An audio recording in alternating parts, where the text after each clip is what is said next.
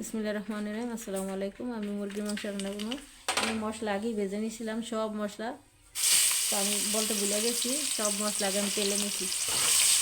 একেবারে গরম মশলা যত ছিল, লবঙ্গ, এলাচ, দারচিনি, তেজপাতা সব, বড় এলাচ সব ভেজে নিয়েছি। এখন আমি আস্তে আস্তে সব মশলাগুলি দেবো মাংসের।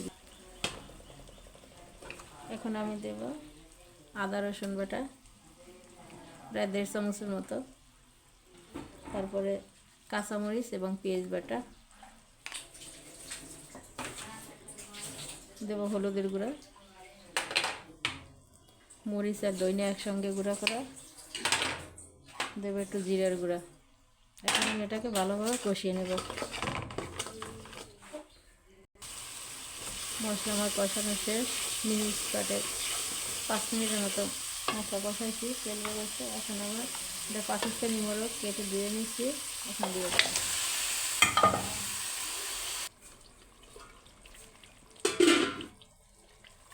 আমি যে মশলাটা বানিয়েছিলাম সেই মশলা থেকে আমি 1 চামচের মতো দিয়ে দিলাম, পরে আবার দেবো। কষানোর ভিতরে 1 চামচের মতো দিয়ে দিচ্ছি, পরে আবার দিব।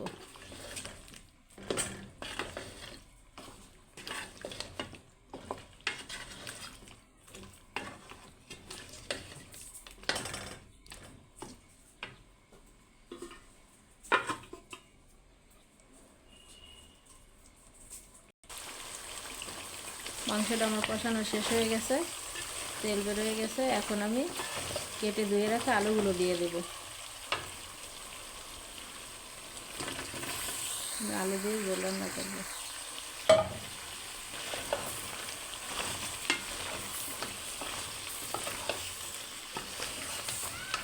পাকিস্তানি মোরগ তো সিদ্ধ হইতে অনেক দেরি হয়, এই মেলার সময় কষানো লাগছে।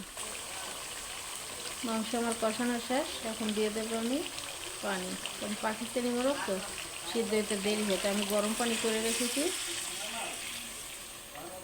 দিয়ে দিলাম।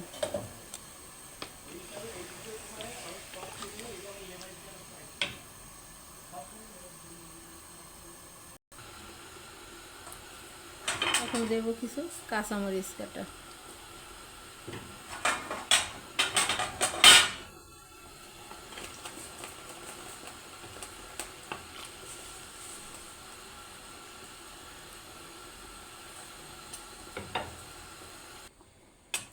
এখন আমি দেব গরম মশলা, যে আমি গুঁড়ো করে রেখেছি সেই মশলাটা 1 চামচ দিয়ে দেব।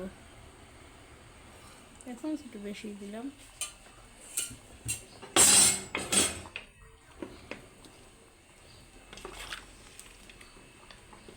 এভাবে আরও 10 মিনিট ডেকে রেখে দেব।